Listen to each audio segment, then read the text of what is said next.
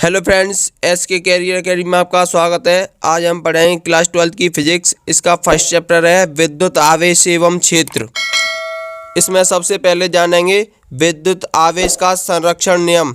विद्युत आवेश का संरक्षण नियम क्या कहलाता है, तो आइए देखते हैं कि प्रकृति में पाया जाने वाला आवेश हमेशा संरक्षित रहता है। मतलब प्रकृति में जो आवेश पाया जाता है वो हमेशा संरक्षित रहता है। किसी भी पृथक निकाय में ना तो यह उत्पन्न किया जा सकता है और ना ही नष्ट किया जा सकता है। इसका मतलब क्या है कि ना तो आवेश को हम उत्पन्न कर सकते हैं और ना ही नष्ट कर सकते हैं। इसे केवल एक वस्तु से दूसरी वस्तु में स्थानांतरण कर सकते हैं। इसे केवल एक वस्तु से दूसरी वस्तु में स्थानांतरण कर सकते हैं। इसका मतलब कि अगर हम दो वस्तुओं को आपस में रगड़ें तो केवल एक वस्तु से दूसरी वस्तु में स्थानांतरण कर सकते हैं। जैसे कि यदि हम कांच की छड़ को रेशम से रगड़ें तो जितना धनावेश कांच की छड़ पर उत्पन्न होता है उतना ही ऋणावेश रेशम के कपड़े पर उत्पन्न होगा। इसका मतलब है कि जितने इलेक्ट्रॉनों की कमी कांच की छड़ पर होगी उतने ही इलेक्ट्रॉनों की वृद्धि रेशम के कपड़े पर होगी। इतना नहीं है, ऐसा नहीं हो सकता है कि अगर 5 इलेक्ट्रॉनों की कमी हो जाए तो उधर रेशम के कपड़े पर 10 इलेक्ट्रॉन बढ़ जाए। यहाँ पर जितने इलेक्ट्रॉनों की कमी होगी वहाँ पर उतने ही इलेक्ट्रॉन बढ़ेंगे। तो इससे क्या निष्कर्ष निकलता है कि आवेश हमेशा संरक्षित रहता है। अब पढ़ेंगे आवेश का क्वांटमीकरण। इसे हम क्वांटीकरण भी कह सकते हैं। तो क्वेश्चन बन सकता है कि आवेश के क्वांटीकरण से आप क्या समझते हैं। इसे हम इस प्रकार भी समझ सकते हैं, जैसे कि हमारी एक वस्तु है, ये दूसरी वस्तु है, इन दोनों को आपस में रगड़ें तो इससे मान लिया इससे यहाँ पर इलेक्ट्रॉन आ गए, ठीक है। तो यहाँ पर इलेक्ट्रॉन आएंगे तो ये पूर्ण गुणज के रूप में आएंगे, जैसे कि Q बराबर NE।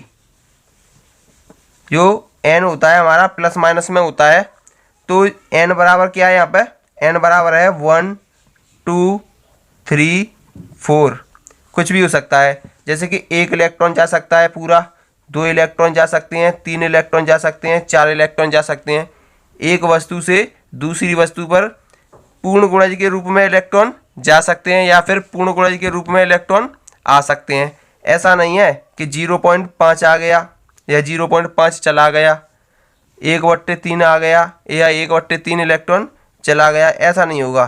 कितना, 1 इलेक्ट्रॉन जा सकता है, 2 इलेक्ट्रॉन जा सकते हैं, 3 इलेक्ट्रॉन जा सकते हैं, यानी कि पूर्ण गुणज के रूप में जा सकते हैं। तो इसका आंसर लिखेंगे, प्रकृति में किसी भी वस्तु पर आवेश एक निश्चित न्यूनतम मान का पूर्ण गुणज होता है, अर्थात आवेश को अनिश्चित रूप से विभाजित नहीं किया जा सकता है। निश्चित न्यूनतम मान का मतलब क्या है, 1 इलेक्ट्रॉन पर आवेश। तो इसका फॉर्मूला बनता है Q बराबर प्लस माइनस NE।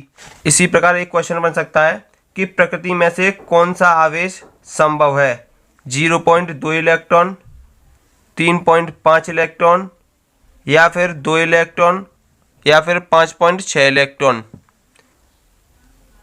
तो बताइए कौन सा इलेक्ट्रॉन संभव होगा। तो मैंने बताया था कि आपको पूर्ण गुणज के रूप में संभव होगा, यानी कि 2 इलेक्ट्रॉन संभव है। अब पढ़ेंगे आवेश का वितरण। सबसे पहले इसमें सतत आवेश वितरण। तो लिखेंगे, आवेश के किसी पृष्ठ पर या क्षेत्रफल पर आयतन में अथवा लंबाई में एक समान वितरण को सतत आवेश वितरण कहते हैं। मतलब किसी भी आयतन में या क्षेत्रफल में या लंबाई में कोई भी आवेश दें तो वह एक समान रूप से फैल जाता है, तो उसे हम सतत आवेश वितरण कहते हैं। यह 3 प्रकार से होता है। नंबर 1 रेखीय आवेश वितरण, नंबर 2 पृष्ठीय आवेश वितरण, नंबर 3 आयतन आवेश वितरण। तो सबसे पहले पढ़ेंगे रेखीय आवेश वितरण।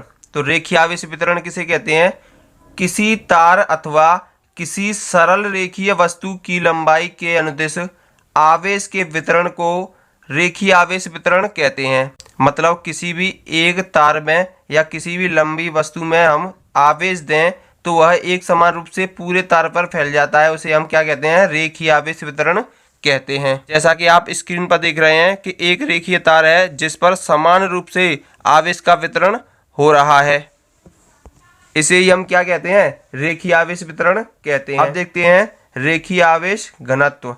रेखीय आवेश घनत्व किसे कहते हैं?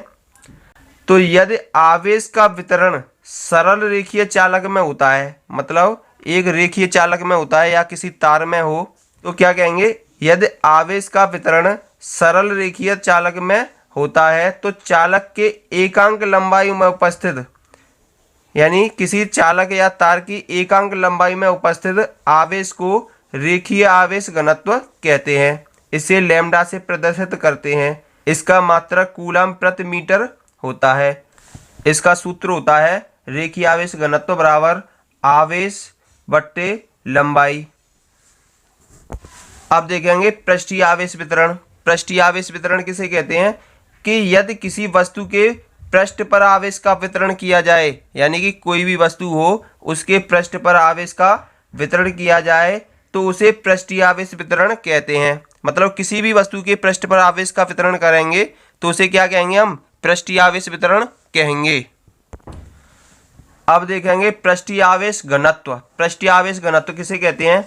यदि आवेश का वितरण किसी चालक के पृष्ठ पर होता है तो उसके एकांक क्षेत्रफल पर उपस्थित आवेश पृष्ठीय आवेश घनत्व कहलाता है। मतलब किसी भी एकांक क्षेत्रफल, मतलब छोटे से भाग के क्षेत्रफल पर जितना आवेश उपस्थित होगा उसे क्या कहेंगे, पृष्ठीय आवेश घनत्व कहेंगे। इसे हम छोटे सिग्मा से प्रदर्शित करते हैं। इसका मात्रक कूलम प्रति मीटर स्क्वायर होता है। इसका फॉर्मूला यानी कि इसका सूत्र क्या होता है, सिग्मा बराबर यानी कि रेखीय आवेश घनत्व बराबर आवेश बट्टे क्षेत्रफल। ये देखते हैं आयतन आवेश वितरण। तो आयतन आवेश वितरण किसे कहते हैं? तो देखते हैं यदि किसी वस्तु के संपूर्ण आयतन में आवेश का वितरण किया जाए तो उसे आयतन आवेश वितरण कहते हैं। अब इसका आयतन आवेश घनत्व देखेंगे। तो आयतन आवेश घनत्व किसे कहते हैं? यदि आवेश का वितरण किसी चालक के संपूर्ण आयतन में होता है तो चालक के एकांक आयतन में उपस्थित आवेश को आयतन आवेश घनत्व कहते हैं। इसे रो से प्रदर्शित करते हैं। इसका मात्रक कूलम बट्टे मीटर क्यू होता है। यानी कि इसका फॉर्मूला क्या होता है, आयतन आवेश घनत्व बराबर आवेश बट्टे आयतन। अगर तीनों को सरल भाषा में पढ़ें तो अगर किसी लंबाई पर आवेश देते हैं तो क्या कहलाता है, रेखीय आवेश वितरण कहलाता है। अगर किसी पृष्ठ पर आवेश देते हैं तो पृष्ठीय आवेश वितरण कहलाता है। अगर किसी आयतन पर आवेश देते हैं तो आयतन आवेश वितरण कहलाता है। अब देखते हैं घनत्व। अब देखते हैं घनत्व इनके घनत्व कौन कौन से हैं। जैसे कि रेखीय आवेश घनत्व क्या होगा, एकांक लंबाई में आवेश तो दे दिया हमने, अब एकांक लंबाई में जितना आवेश उपस्थित होगा उसे हम रेखीय आवेश घनत्व कहेंगे। अब पृष्ठीय आवेश घनत्व देखते हैं कि एकांक पृष्ठ पर जितना आवेश उपस्थित होगा उसे हम पृष्ठीय आवेश घनत्व कहते हैं। और आयतन आवेश घनत्व, एकांक आयतन में जितना आवेश उपस्थित होगा उसे हम आयतन आवेश घनत्व कहते हैं। तो आज के लिए बस इतना ही। Thank you.